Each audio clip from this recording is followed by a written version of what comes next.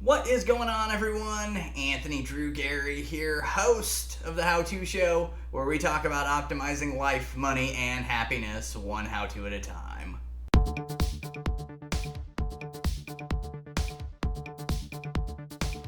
Welcome back to the show, everyone. This week, we're going to talk about something that's really not fun to talk about, but it's really important. So, you can't go without watching a TV show or watching a sporting event specifically without seeing an insurance commercial or two or three or seven. And I want to get into the nuts and bolts of why all of these insurance companies have all these commercials, why it's important, and maybe what other options are there such that you can make sure that you're getting your insurance right and you're paying fairly for it. And so I'm no expert in this world. The bright side is I know someone who is, and welcome to the How To Show, Shawn Meier of Scott Winkowitz Insurance Group. Thanks for having me on. Absolutely, sir. So again, I want to start with the sense that everybody needs insurance. Nobody's excited to talk about it. A whole bunch of companies try to make it funny by putting different scenarios on TV. But can we spend a little bit of time talking about what we see on TV versus maybe what you do, how they compare, how they contrast, and really how do you do your thing? Yeah, no, and to address that point before we lose any viewers, I get it, right? Insurance is not a sexy topic. Nobody wakes up in the morning thinking about insurance except for maybe me, right? But to your point, I think everybody sees the commercials on TV and it's all about price. Rarely do you hear anything about having the proper coverage. You hear them talk about getting state minimums for your auto insurance, which is such a terrible idea. We could probably talk about that later. But to your point, I think the important thing, right, is that there's different types of insurance companies. And a lot of the ones that you'll see on TV are either online companies, i.e. your Geicos, your Liberty Mutuals, your USAAs. Those are companies where you're not going to have an agent.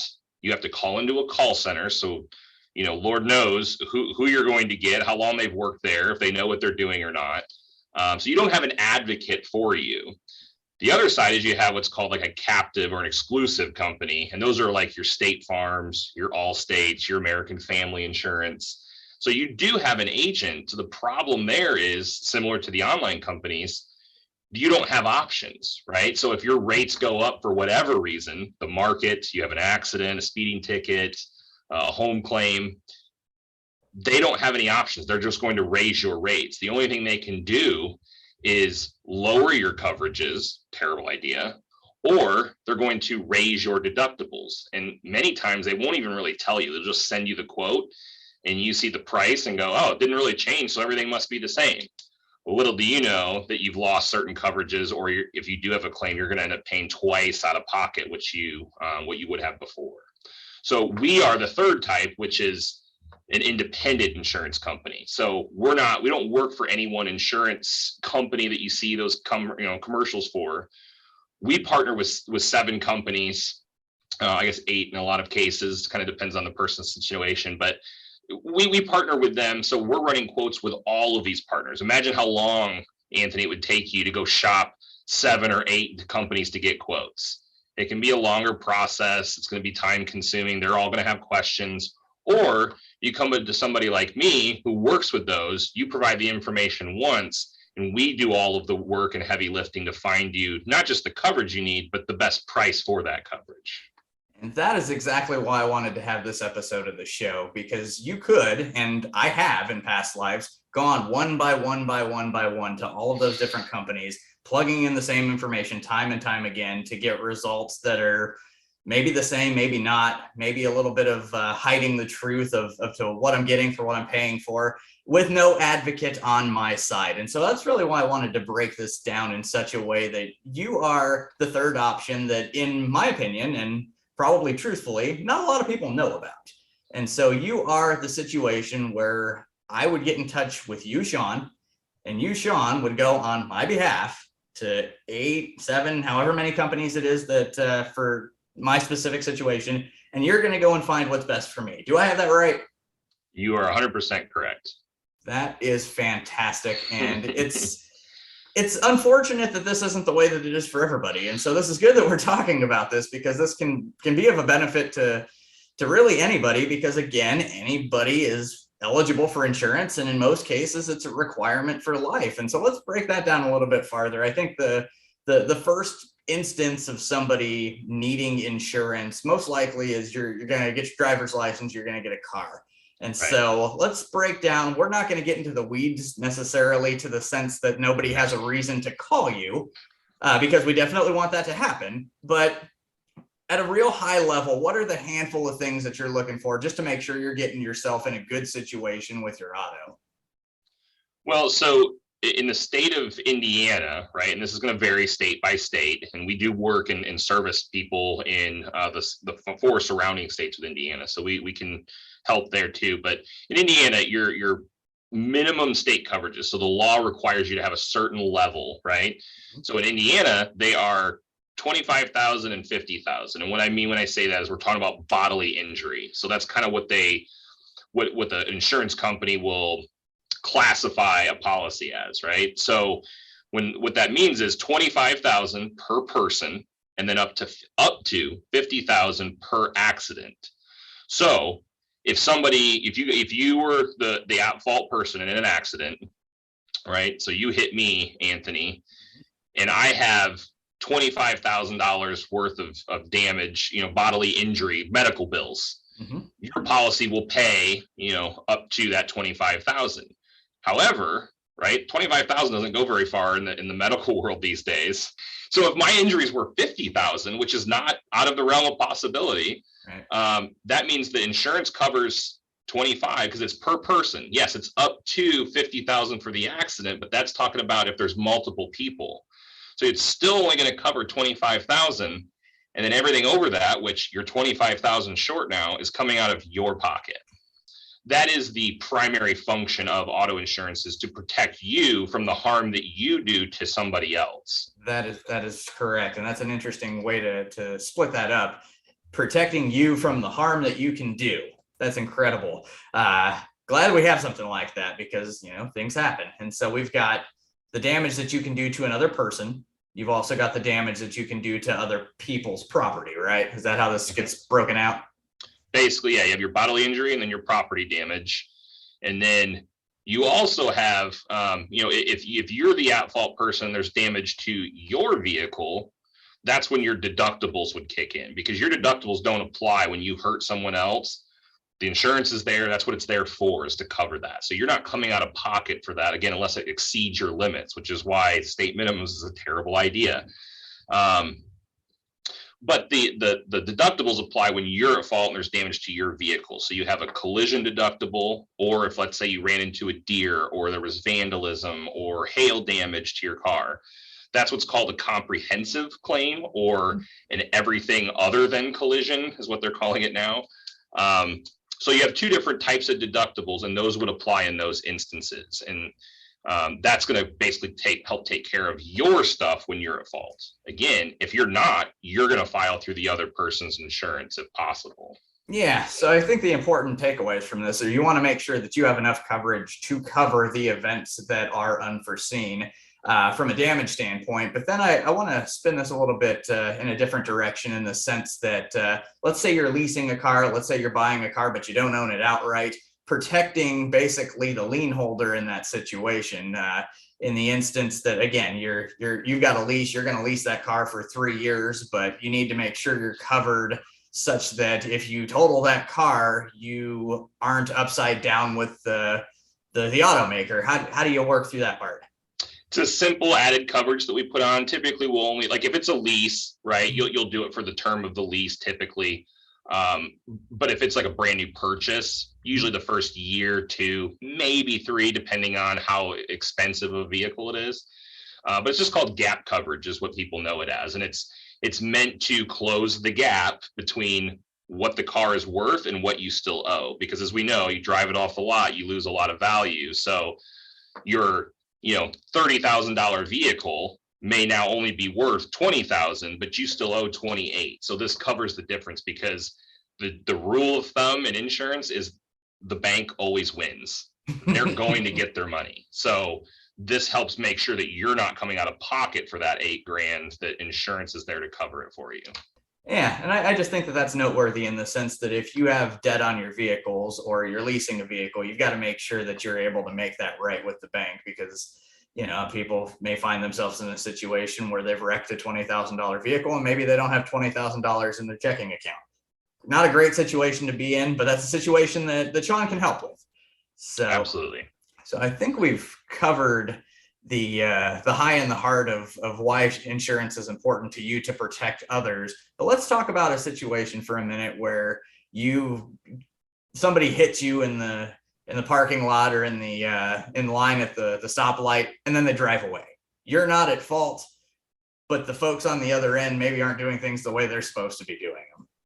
Or they don't have insurance. There we go. You are supposed to have it, but there are people that, once they get their license or purchase the car or whatever, they cancel that policy and they're driving around uninsured. In fact, the stat that I saw last, I think this is from last year because this data isn't out yet, but 1 in 8 drivers on the road is either uninsured or underinsured. And what we mean there is they've got state minimums coverage. And that's typically just not sufficient to protect you. If you hurt someone or their vehicle, that money just rarely will cover the cost of everything involved with that accident, especially if there's multiple people or multiple vehicles.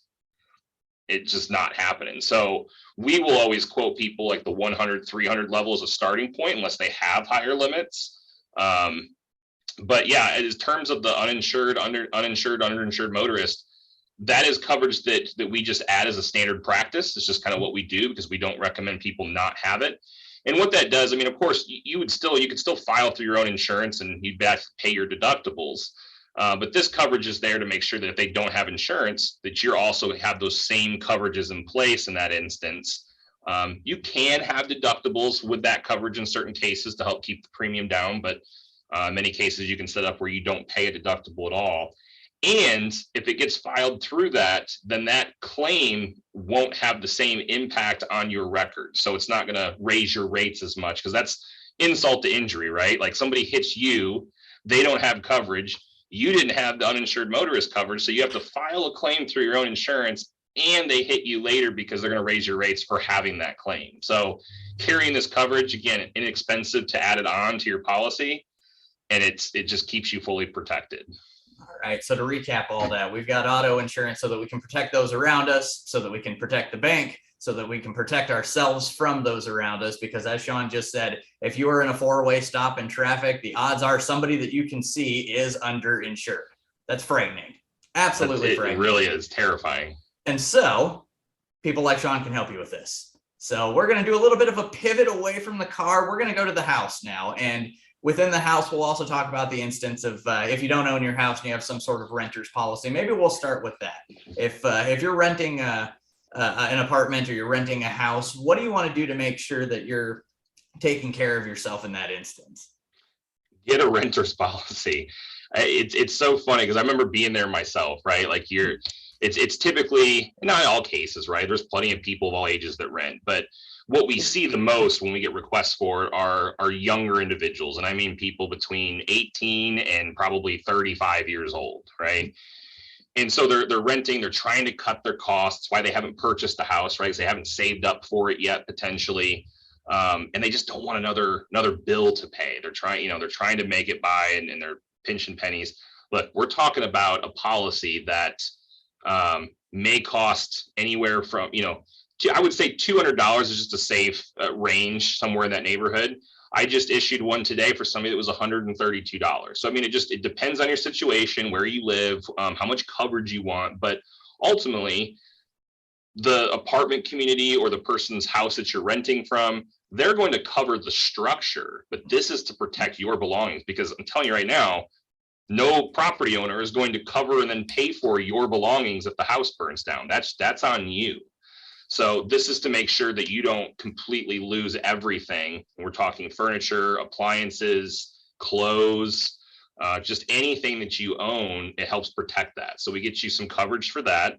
And then there's usually some liability coverage. So if somebody was at your apartment, at a party, somebody gets injured, well, yeah, they're going to probably, somebody's going to sue potentially the the property owner.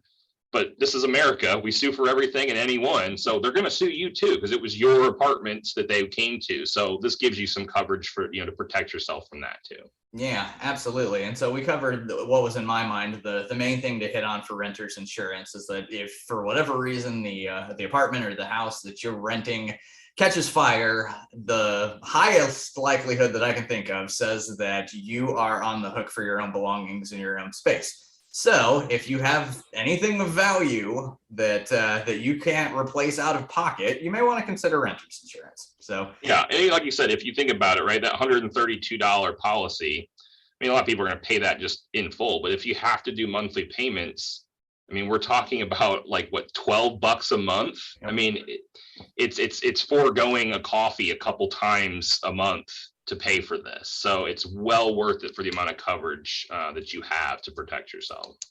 Yeah, and so we'll make one more pivot here in the sense that you're done renting, you've got yourself into a situation where you're looking to buy a house, and the situation doesn't look too much different if you already own a home, but you need to insure the house. At a bare minimum, I would suggest or suspect that you would be insuring the house enough to cover the loan that you are taking out on it, because I believe that's a loan requirement. But walk me through how you start to frame the discussion of how someone should be insuring their house. Yeah, so we use like a questionnaire or a data sheet, whatever you want to call it, but it's just some basic information about the person who's getting insurance and then their home. And I mean things like, what year was it built? What's the square footage? What is the outside materials made of? How many bathrooms? Is there a basement, right? So we're taking everything into consideration to help figure out what coverages do you need. Because, for example, if you're on a slab, my property is on a concrete slab, no basement, it wouldn't make sense for me to pay for sewer water backup for my sump pump because I don't have one. So we ask all those questions to make sure that we're not underinsuring you, but also to make sure that we're not giving you coverage that you don't need, right? So it's just as simple as that. And what we're looking at when we do that is because we want to get an accurate rebuild cost. This will be in your policy labeled as like the dwelling coverage. And the biggest question that comes up when we start talking about that is somebody will say either I paid way more than that for my house, or they'll say that's way higher than what I could sell it for. Because again, it depends on where you're at, but that number is not a market value. That's what people get the most confused. It has nothing to do with what you could sell that for, because number one, the property, the location factors into what you buy a house for. But two, we're in a position now where prices have been the highest they've ever been. So things are overinflated in a lot of cases. You have basically worker shortages, there's supply shortages, supply chain issues. So there's a number of things that factor into it, but we're looking for an accurate rebuild cost. If the house burns to the ground, a tornado wipes it out, and it's a total loss, what is it going to cost to rebuild that home the way it was? Yeah, that's one of the main reasons that I wanted to do this episode, because there's a good chance that there are folks watching who maybe bought their house 5-10 years ago, paid a much lower price for it than they have right now, and maybe are not as in tune with not just the real estate market, but the construction trades market, such that if they don't have someone like Shawn in their corner checking their policies every single year, just paying the fee to whatever larger company, without somebody in their corner, you could very well be in a position where the amount of insurance you have would not pay to build your house again if something were to happen. A terrifying situation to be in. Talk to me about that, Shawn. Is that something that you're seeing as an issue when you're talking with potential new clients? Yeah. So, and luckily it hasn't been with anybody that I've worked with, but you see this on the news, right? Like, pay attention anytime you see the tornadoes that came through a couple months ago, the wildfires in Colorado or California. When you have those big tragedies, essentially those natural disasters, a lot of claims get filed, right? People lose everything. Their house is flattened to the ground. And these people aren't stupid. They had insurance. The problem is they didn't understand what they had, and more importantly, what they didn't have. And so a lot of times they had their home because they bought it at a lower price. Maybe their home's insured for, let's say, 200,000. Well, that home, it's now going to cost, say, 350,000 to rebuild. So now they're in a position where I'm short 150,000. What am I supposed to do? So they've lost everything and they can't rebuild that home to the same specifications. So these people, when they say like, oh, I've lost everything, insurance isn't paying, it's not really they make the insurance company look like the bad ones. And in a lot of cases, it was the agent. Or again, if you're going online for insurance, it's kind of your fault, right? And that's why we say don't get the online insurance if you don't understand the industry, because you may have underinsured yourself for a situation like that.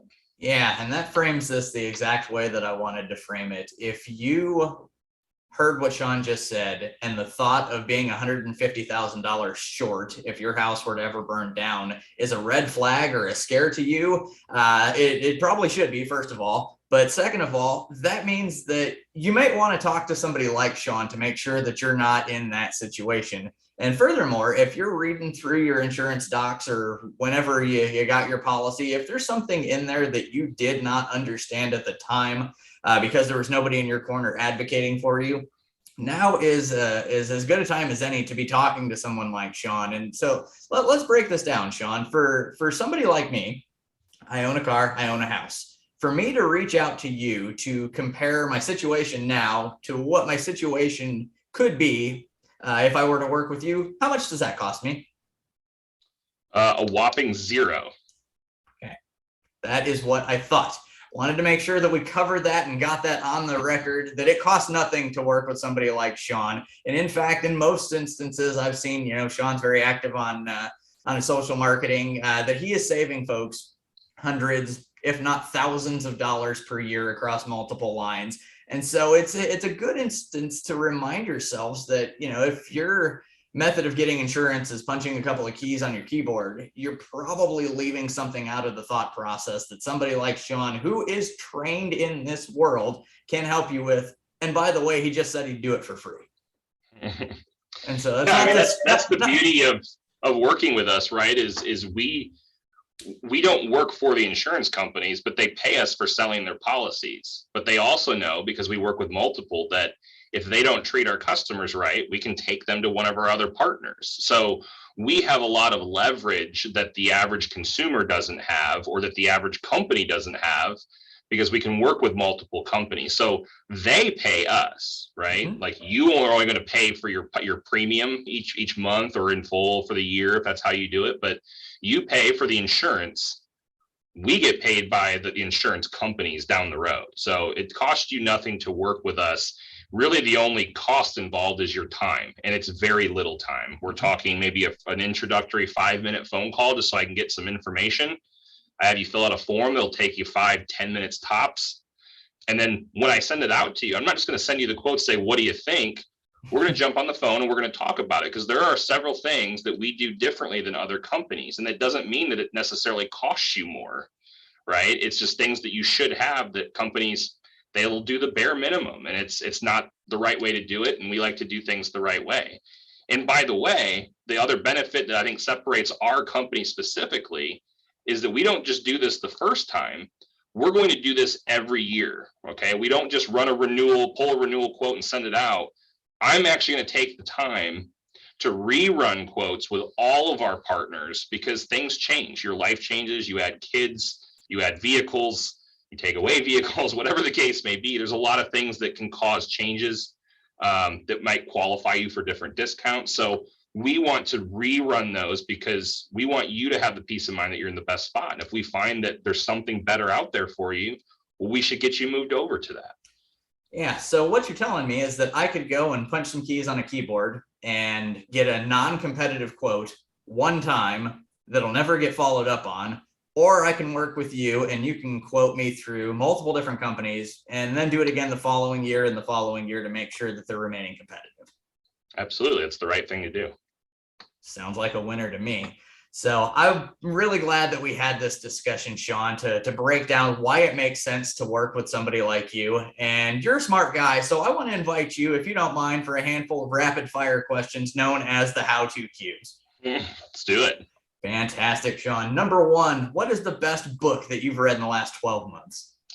I don't know if it was within the last 12 months, but probably the most important book, and I say important's the key word there, important book that I've read in my career is called 4DX, The Four Disciplines of Execution. Really good for how to like truly properly set goals, but how to motivate yourself and or a team towards actually achieving them. It can be a little bit of a dry read, but like I said, it's probably one of the most important. But I feel like a lot of my success I can credit back to following those principles. See, this is why I do that, because I've not heard of 4DX, and I'm going to check it out after we get off of the phone. So, question number two: is there a podcast that you subscribe to?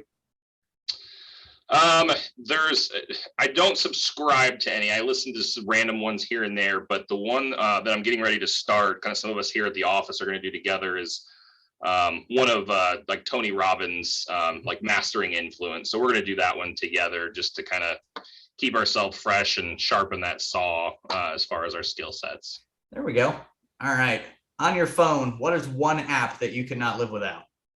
Well, at this point, it's texting or actually Facebook. And I say Facebook because it's become a huge marketing tool.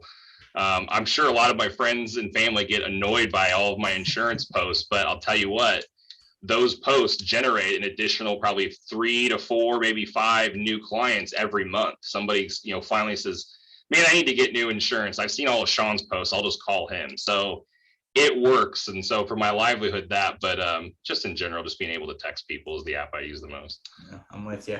All right. So I'm going to try to stump you. What is something that you've spent $100 or less on recently that's brought tremendous value to your life? Well, $100 or less. I actually bought a guy online was selling a driver for golf. Selling a driver, and I went and purchased that, and I think he sold it to me for $100. So we'll go with that. Fantastic. Well, now I haven't had a chance to use it yet, so we'll see what happens. But that's where I'm headed. Now I got to see if you can hit it. We'll get to that later. All right. Final question, Shawn. Where can people find out more about you? So our website, you can find us. It's askwink.com, and Wink is spelled WENC for Winkowitz Insurance. So askwink.com. Or you can reach out to me. I'm, like I said, Facebook, LinkedIn, active on both. Our phone number is 317-350-1598. And you can find on our website, you'll find all of our phone numbers and as well as like our email addresses and things like that. Awesome, Shawn. I'll link to the website as well as Shawn's LinkedIn in the show notes so you can find that easily. But this has been fun, Shawn. We did our best to make insurance less dry than it could be. And so hopefully somebody gets some benefit out of this. And hopefully somebody contacts you as a result because he knows what he's doing. And more often than not, he can probably save you some money. So very, very good chance. Yes, I appreciate it, Anthony. Awesome, Shawn. Thank you, sir. Thanks again to Shawn for joining me on this episode of the show, and I highly recommend you reach out to him. He knows his stuff, he's an advocate for you, and it doesn't cost you anything to make sure that you're competitive in the marketplace. So feel free to hit the like button on the episode to let the entire YouTube world know that this is a highly riveting insurance episode and that they need to watch it. And as always, you can subscribe to the channel to be the first to know about new videos each and every Wednesday. If you're looking to sell your house in the Indianapolis market, get in touch with me in the comments down below or at indiedwell.com. As always, if you've got an idea for a future topic on the show, you can leave that in the comments too. Check out the podcast on the player of your choice and tune in next week. This is Anthony Drew Gary, host of The How To Show, signing off.